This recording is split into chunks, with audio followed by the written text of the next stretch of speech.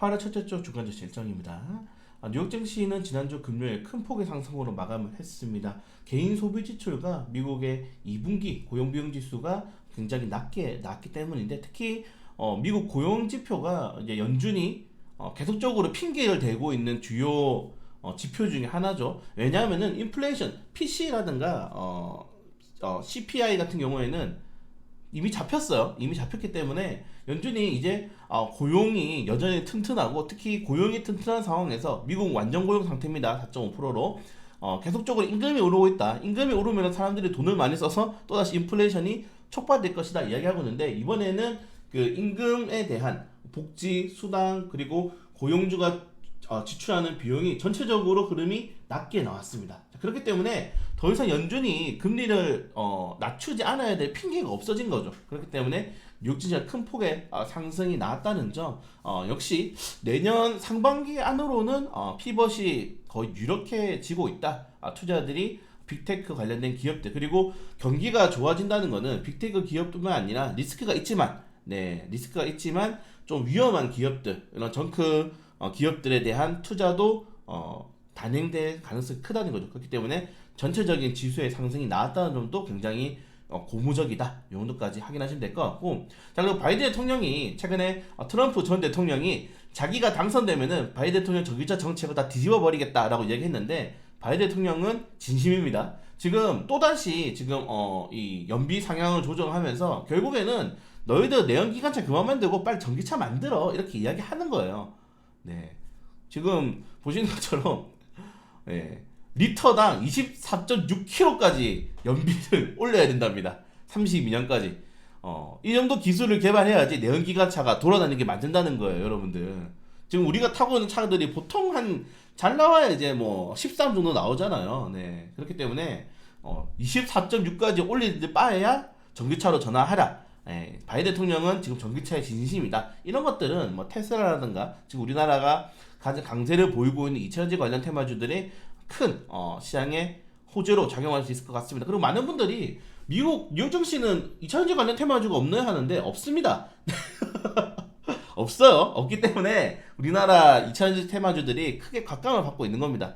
자, 그런 것들 확인하시면 될 것 같고, 자, 그리고 지난주 에코프로는 정말 엄청난 변동성을 기록했음에도 불구하고 개인 투자들의 순매수 금액 한번 보시겠습니까? 포스코홀딩스, 에코프로, 에코프로비엔, 요 세 종목, 나노신소재, SK이노베이션, 포스코 퓨처에 배틀 아저씨의 종목들이 시장에 굉장히 큰 상승을 나오면서 개인 투자들의 순매수세가 집중되었고, 이게 최후의 발악이냐 하기에는 민심이라고 하죠. 내심이라고 해야 되나요? 유튜브라든가 커뮤니티 사이트 보면은 여전히 이 배틀 아저씨를 찬양하는, 그리고 팬클럽에 어마어마한 가입수가 들어갔다는 거, 그리고 배틀 아저씨가 이제 회원제를 서비스를 하고 있는데 거기도 어마어마한 몇만 명이 들어갔다는 뉴스 기사도 봤는데, 그 정도로 지금 이런 민심은 나락이 떨어지지 않았어요. 그렇기 때문에 최후의 발악보다는 반등이 나올 가능성과, 아니면 이제 이 테마에 들어갔던 자금들이 그래도 너무 올랐기 때문에 다른 업종으로 좀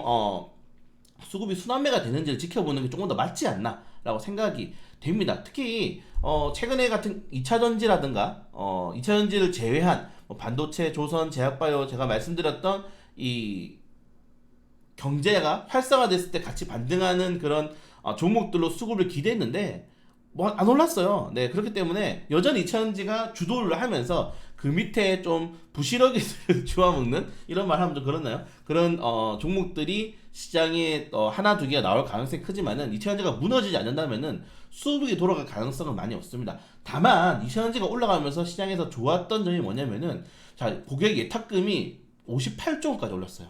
정말 큰 폭의 상승이 나왔죠. 7월 7일날 50조 원이었는데 이게 한 달 만에, 20일 만에 8조 원이 올랐다는 겁니다. 그 정도로 2차전지 업종들이 강세가 나오면서 투자자들이 주식시장에 관심을 가지는 거예요. 에코프로 1000% 먹었다고? 포스코홀딩스가 200% 올랐다고? 나도 주식 투자할래? 이렇게 돼버리는 겁니다. 이런 것들은 굉장히 긍정적인 시그널로 보시면 될 것 같고, 특히 이 예탁금이 오르는 사이에 신용금액은 그렇게 오르지 못했어요. 왜? 특정 업종들만 올랐기 때문에. 그렇기 때문에 이게 신용을 동반한 자금도 아니다. 그래서 결국 리스크들이 좀 낮아지고 있는 상황도 오고 있다는 겁니다. 그리고 최근에 급락이 많이 나왔죠. 주가들이 급락이 많이 나오면서 신용 종목들이 많이 털렸어요. 주가들이 좀 가볍게 올라갈 수 있는 상황도 만들어지고 있다. 그래서 오늘 좀 재밌는 점은 이 반도체 업종들이 결국 이차전지랑 원투펀치를 만들어낼 가능성이 없다는 거잖아요. 그러면은 이차전지 이후에가 뭐가 될 것이냐를 봐야 되는데 새로운 테마가 주말에 나왔습니다. 바로 초전도체죠. 지금 뉴스 모든 메인에 초전도체가 걸려 있습니다. 물론 여기에 대해서는 아직 추가적인 뭐 검증이 필요하다고 이야기를 하지만은 이 관련된 내용들 보시면은 뭐 어마어마하죠. 네. 그래서 관련 테마주를 만들었어요. 찾아냈습니다. 네, 초전도체 관련 테마주를 네, 찾아내. 요 뉴스 한 번씩 읽어보시면 좋을 것 같아요. 네, 제가 그래도 좀 시간을 내서 관련된 내용도 좀 흥미있는 내용들로 이렇게 많이 했는데, 자, 그래서 관련주가 뭐냐라고 했을 때는 사실 초전도체라는 거는 말 그대로 역사를 바꿀 수가 있는 기술입니다. 네. 이 자기장이 흐르는데 우리가 흔히 말해서 이제 저항이 없다는 거죠. 예전에 오메 법칙 다들 배우셨잖아요. 저항이 없다는 겁니다. 그러면은 코일에다가 그 초전도체 선에다가 자기장을 전자를 보내버리면은 전기를 보내버리면은 평생 도는 거예요. 그게 그러면은 그 평생 도면서 자기장을 만들겠죠. 그래서 뭐 자기 부양이라든가 뭐 별의별 기술을 다 만들 수 있는 겁니다. 네, 그렇기 때문에 이 초전도체 관심도가 굉장히 높아지고 있는 때문에 관련 테마주를 찾아보시면 될 것 같고, 이미 모비스 선암, 원익 P&E가 대장주로 좀 치고 나가고 있죠. 네, 초전도체 관련 테마주로 치고 나가고 있는데, 여기에 이제 초전도체가 좀 우리가 흔히 말 이게 진퉁이다, 짝퉁이 아니라 그러면은 찐이라면은 양자암호 관련 테마주도 뭐 양자암호뿐만 아니죠. 통신 장비 뭐 컴퓨터가 말도 안 되게 빨라질 겁니다. 네. 말도 안 되게 빨라질 거다. 저항이 없기 때문에 그런 것도 있고, 그래서 이 양자암호 관련 테마주도, 양자 컴퓨터 관련 테마주, 양자 컴퓨터 관련 테마주도 보시면 될 것 같고, 이 초전도체를 만드는데 히토류가 또 들어갑니다.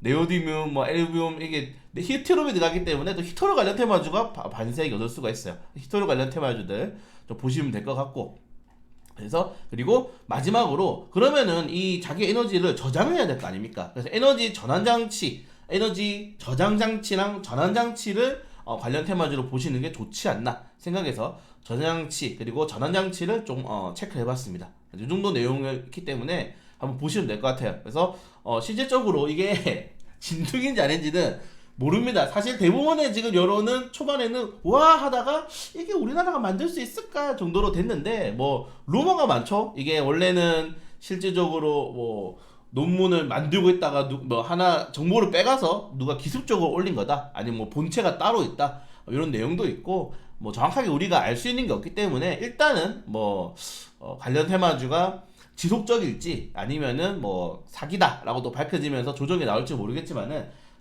이번 주 굉장히 흥미진진하고 시끌벅적했기 때문에 관련 테마주가 좀 자극받을 가능성이 크다는 점들 확인하시면 될 것 같고요. 자, 이번 주 전체적으로 상승한 종목들은 히토류 관련 테마주들, 그리고 갈륨이 굉장히 많이 올랐죠. 그리고 이제 반도체 관련 종목들의 시장을 좀 주도했다라고 보시면 될 것 같습니다. 그리고 코로나 관련 테마주들도 좀 크게, 진단키트 관련 테마주들 오랜만에 탄력이 좀 많이 나왔죠. 코로나 확진자가 급증했다는 소식에 큰 탄력이 나왔다는 점 업종으로 보시면 될 것 같고, 종목 같은 경우에는 NS그룹주들이 단연 최고의 상승을 보였습니다. 역사적으로 뭐 NS 네트워크 같은 경우에는 뭐 3연상까지 가는 모습도 보여줬죠. 그 정도로 큰 폭의 상승이 나왔다는 점, 네, 좀 확인하시면 될 것 같고, 제외하고는 뭐 이제 반도체 관련 테마주들, 네, 아까 말씀드린 것처럼 2000년 관련 테마주들은 이제 크고 무겁기 때문에 막 20% 30% 올라가기 힘들어요. 다만 어제가 아니죠, 금요일날 뭐 에코프로 12% 상승 마감한 거 보면은 여전히 그런 민심은 살아있다. 이 배틀 아저씨가 그만하기 전까지는 절대 이 종목 그만두지 않을 것 같습니다. 네, 그래서 개인 투자자들이 그쪽으로 쏠리면서 하기 좀 장기화될 가능성이 크다는 점들 확인하시면 될 것 같아요. 네, 그리고 뭐 이번 주 일정들도 뭐큰 일정은 없습니다. 제가 하반기에는 뭐 시장을 뒤집을 만한 일정은 없다라고 말씀을 드렸잖아요. 그렇기 때문에 뭐 이제 신규 상장이라든가 공모청약에 따박따박 좀 이제 기술적으로 이제 넣으면서 이런 뉴스와 이슈들을 조금 더 체크해 볼 필요가 있지 않나라고 생각이 되고, 네, 이 수요일 날은 이제 포라드 대통령이 방한을 합니다. 그래서 방한 관련 테마주들, 뭐 방위산업, 우크라이나 재응 관련 테마주들이 한번 움직일 수 있다는 점, 요 정도까지만 좀 확인하시면 될 것 같습니다. 네, 뭐 큰 이슈가 이제 없어요. 이미 인플레이션은 잡혔고, 그리고 연준의 통화 정책으로는 시장이 좀 많이 흔들리지가 않습니다. 결국에는 수급을 끌어당길 수 있는 좀 재료들, 수급을 끌어당길 수 있는 투자자들이 관심을 끌만한 재료들이 많이 시장에서 주도주가 될 건데 그 중에 하나가 이번에 초노전차가 새로 나왔기 때문에 과연 2차전지 수급들이 초노전차 좀 쏠릴 수 있을 것인지 또 아니면은 반도체가 할 것인지 이런 종목들을 확인하면서 시장 대응할 수 있도록 하겠습니다.